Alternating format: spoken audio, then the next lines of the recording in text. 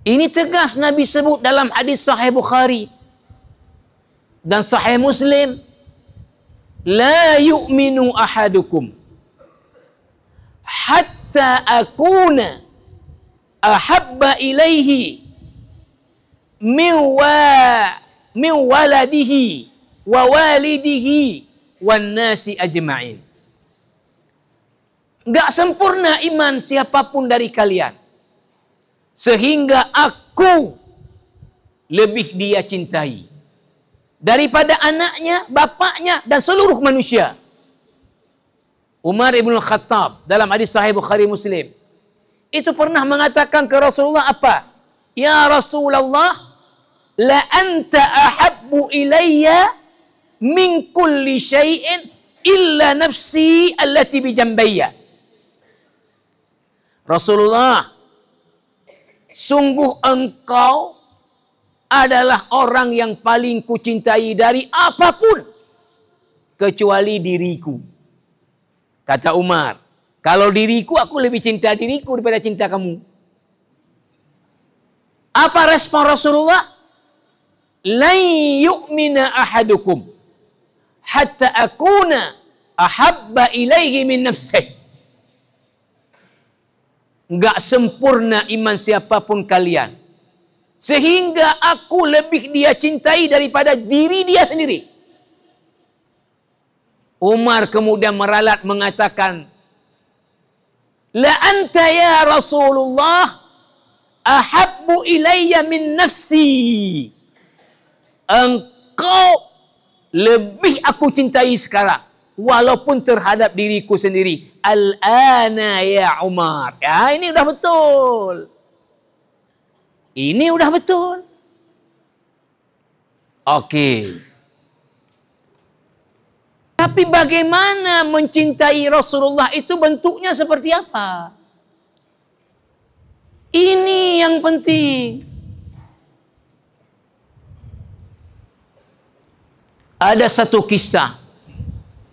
Al-Hakim meriwayatkan ini hadis. Dan ini disebutkan oleh Al-Qurtubi di dalam tafsirnya. Al-Jami' li Ahkamil Quran. Disebutkan juga oleh Imam Al-Baghawi dalam tafsirnya. Ada seorang sahabat Nabi. Namanya Thauban. Thauban. Bisa. Thauban. Kana syadidal hubbi li Rasulillah qalilas sabri anhu. Thauban sangat cinta kepada Rasulullah. Sangat kuat rindunya kepada Rasulullah. Dan sedikit kali kesabarannya kepada Rasulullah. Maknanya apa? Dia sebentar enggak ketemu dengan Rasulullah dah sedih. Di Thauban ini. Suatu hari, Nabi jumpa dengan Thauban. Thauban udah pucat. Badannya udah kurus. Nabi tanya kepada Thauban. Ya Thauban, ma ghayyara launak? Ma ghayyara launak? Kenapa kamu udah pucat? Udah kurus? Jawab si Thauban apa? Mali min dhurrin wala waja' ya Rasulullah. Saya enggak sakit Rasulullah. Enggak sakit saya, sehat. Tapi kenapa kamu pucat? Udah kurus. Saya Rasulullah, kalau di dunia ini tidak bertemu dengan engkau sebentar, udah rindu saya. Tapi ketika saya rindu, saya datang. Menjumpaimu, terobati rindu saya. Lalu saya teringat, kalau suatu hari nanti Allah mentakdirkan engkau yang wafat duluan, atau aku yang mati duluan, maka itulah akhir sekali aku bertemu denganmu selama-lamanya. Karena kalau Allah aku nanti di akhirat dimasukkan ke dalam surga oleh Allah, enggak mungkin orang kayak aku ini satu surga dengan engkau. Enggak mungkin. Mungkin. Cara pikir Thauban ini logis dia. Ini Thauban. Siapa aku? Rasulullah. Utusan Allah. Ashraful anbiya wal mursalin. Rasul paling mulia. Afdalul bashar. Seluruh daripada manusia dari zaman Adam sampai dunia ini nanti Allah kiamatkan. Nabi Muhammad orang yang paling mulia. Adakah mungkin satu surga nanti levelnya dengan aku di akhirat? Kagak mungkin. Jadi Thauban kenapa pucat, kenapa kurus? Teringat kalau Rasulullah yang duluan meninggal atau dia yang duluan mati, itulah hari terakhir berjumpa dengan Rasulullah selama-lamanya. Kenapa? Di akhirat beda surga. Kalian belum pernah naik. Udah pernah naik pesawat? Udah ya? Tapi pesawatnya Garuda apa Lion? Ya. Oke. Saya beri contoh. Kalau pesawat itu ada kompartemen penumpang untuk kelas namanya bisnis. Ada kelas ekonomi. Maka apa? Orang yang duduk di kelas bisnis, itu ketika pesawat sudah semua penumpang masuk, itu dipakai tirai. Orang di kelas bisnis atau kelas ekonomi nggak boleh masuk ke kelas bisnis. Bahkan pesawat jumbo Emirates, bawah atas sama besarnya. Biasanya pesawat 2 lantai itu dia hanya bagian depan aja yang tinggi, bagian ke belakang ke ekor udah 1 lantai lagi. Itu Garuda, bahkan juga Lion ada yang penerbangan jauh, bawa orang umroh 2 lantai. Tapi yang super jumbo Emirates itu bawa dari depan ke belakang semuanya 2 lantai. Lantai atas itu untuk penumpang kelasnya VIP. Saya pernah dari Dubai ke Jeddah dengan pesawat itu, mau tahu ke atas kayak mana. Pas saya di tangganya langsung kata Abang Gari, no. Nggak boleh naik. Kamu kelas ekonomi, orang kiri, bawah sana. Nggak boleh naik.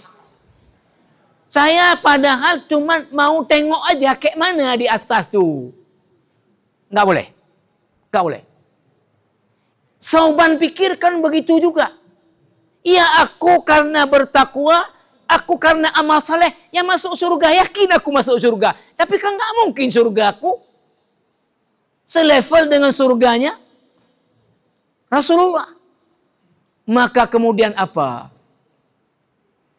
Turunlah ayat An-Nisa 69. Lihat, Allah turunkan ayat untuk merespon kerinduan ini sahabat kepada Rasulullah. Kecintaan ini sahabat kepada Rasulullah.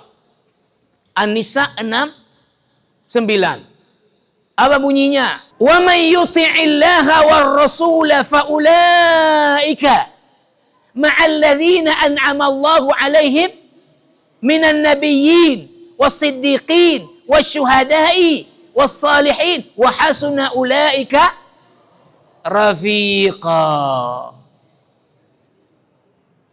Wa man yuti'illaha war rasula, siapa saja dari orang beriman taat kepada Allah, war rasul bentuk nakirah, Nabi Muhammad maksudnya, taat kepada Allah, taat Nabi Muhammad, faulaika, mereka ini di akhirat nantinya ma'alladzina an'amallahu alaihim, dalam surga sama tingkat surganya dengan mereka Allah berikan nikmat kepada mereka, minan nabiyyin, para nabi, as-siddiqin, wasyuhada, was-salihin, wa hasuna ulaika rafiqa. Alangkah indahnya nanti dalam surga temannya para anbiya, temannya orang-orang saleh. Lihat 2 inti poin ayat ini. Pertama menjelaskan tentang apa? Fadlu hubbin Nabi sallallahu alaihi wasallam. Keutamaan mencintai Nabi. Anas ibni Malik meriwayatkan satu hadis, ini juga Sahih Bukhari dan Muslim. Datang seorang laki-laki kepada Nabi, ja'a rajulun ila Nabi sallallahu alaihi wasallam. Lalu dia tanya kepada Rasulullah, "Ya Rasulullah, mata sa'ah?"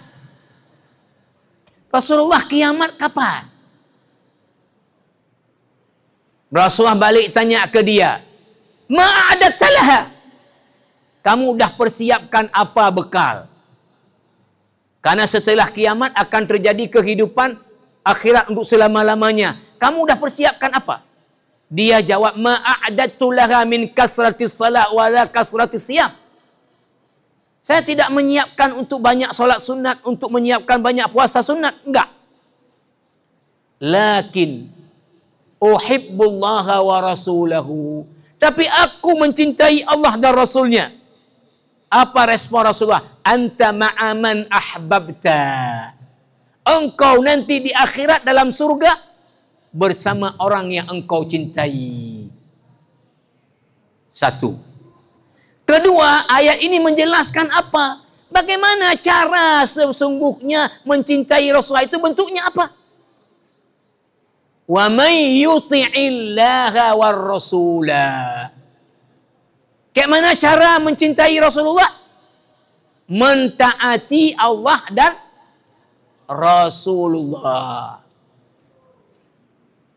Itulah bentuk mencintai Rasulullah, mentaati Allah dan Rasul. Maknanya apa? Mengamalkan ajaran-ajarannya.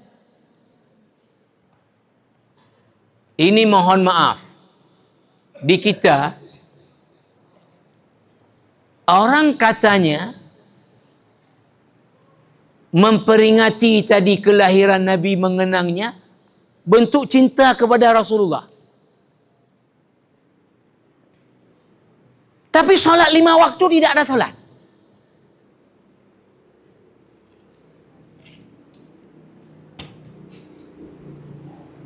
Ini mencintai apa? Mencintai Rasulullah itu bentuknya adalah apa? Mengamalkan ajarannya.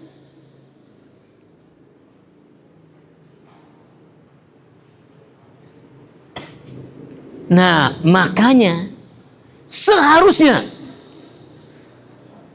ketika kita memperingati, mengenang kembali kelahiran Nabi, itu harus mampu membawa kita untuk kemudian bagaimana mengamalkan ajaran yang dibawa Nabi dalam hidup kita. Baik itu dalam ibadah, baik itu dalam akhlak, baik itu dalam muamalah. Bagaimana kita mengamalkan ajaran yang dibawa Nabi. Itulah dia mencintai Rasulullah. Ini mencintai Rasulullah. Yang Rasulullah suruh nggak ada buat. Yang Rasulullah larang itu yang dibuat. Ini mohon maaf yang paling banyak dalam masyarakat. Karena mencintai Rasulullah. Yang Rasulullah suruh nggak ada buat.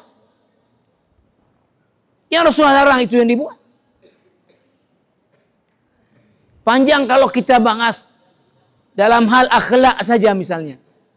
Sudahkah kita ini berakhlak seperti akhlaknya Rasulullah? Kalau kita orang yang mencintai Rasulullah, maka kita pastikan dulu akhlak kita ini seperti akhlak Rasulullah. Itu baru mencintai Rasulullah. Di akhir, saya baca beberapa ayat tentang ancamannya Allah kepada orang-orang yang menyelisihi Rasulullah. Rasulullah suruh A, dia buat B. Rasulullah larang jangan buat, itu dia buat. Apa ancamannya dari Allah? Di antaranya,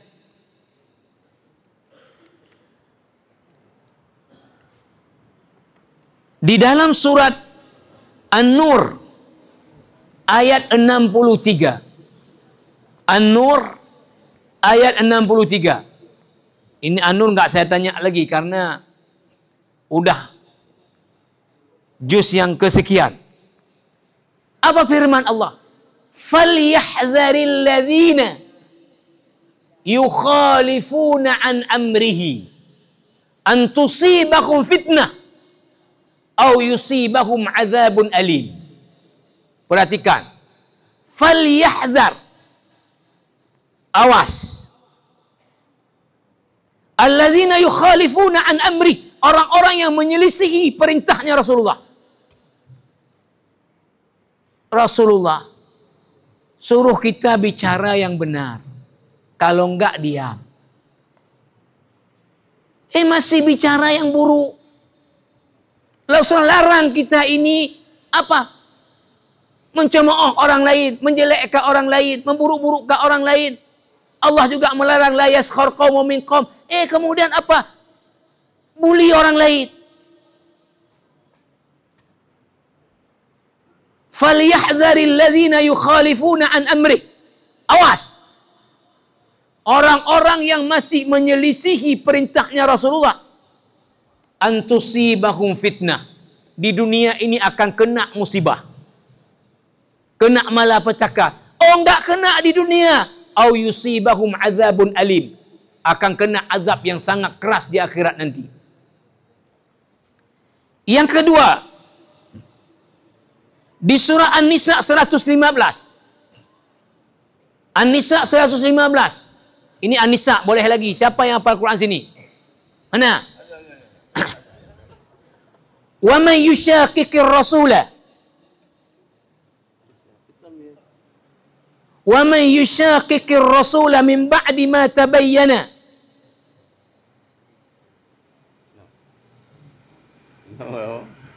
Mana lain lagi? An-Nisa 115. Wa man yushaqiqir rasula min ba'di ma tabayyana lahul huda wa yattabi' ghayra sabilil mu'minin nuwallihi ma tawalla wa nuslihi jahannama wa sa'at masira. Kaifa hadha? Wa man yushaqiqir rasula. Siapa yang menyelisihi Rasul, di sini Nabi Muhammad dalam bentuk makrifah, ar-rasula. Barang siapa yang menyelisihi, makna menyelisihi apa? Nabi suruh ini enggak dibuat. Nabi larang itu yang dibuat. Min ba'di ma tabayyana lahul huda, setelah jelas baginya petunjuk. Udah dijelaskan oleh Rasulullah, dijelaskan ustaz, dijelaskan oleh para ulama. Masih menyelisihi. Apa ancamannya? Nuwallihi ma tawalla. Kami biarkan dia dalam kesesatannya. Kalau istilah bahasa Aceh, bah sesat gede. Keruh dah uleh. Nuwallihi ma tawalla. Kami palingkan dia ke arah yang dia sudah berpaling. Maknanya kami biarkan dia dalam kesesatannya. Wa nuslihi jahannama wasa'at masira, dan di akhirat nanti kami masukkan orang itu ke dalam neraka jahanam. Itulah seburuk-buruknya tempat kembali di akhirat nantinya. Sekali lagi, kesimpulannya khulasah bahwa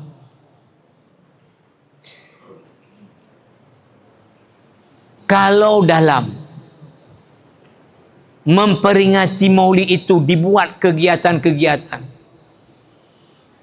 yang dapat menyadarkan umat kepada keharusan mencintai Rasulnya dalam bentuk cinta yang sebenar-benarnya, maka itu ada maslahahnya.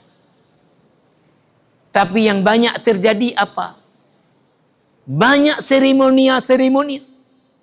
Justru substansi dari keharusan mencintai Rasulullah yang sesungguhnya dengan mentaati perintah-perintahnya, meninggalkan larangan-larangannya, inilah yang kemudian tidak dilakukan. Maka ancaman bagi orang-orang yang masih menyelisihi Rasul setelah sudah jelas ajaran yang dibawa oleh beliau, masih kita menyelisihinya.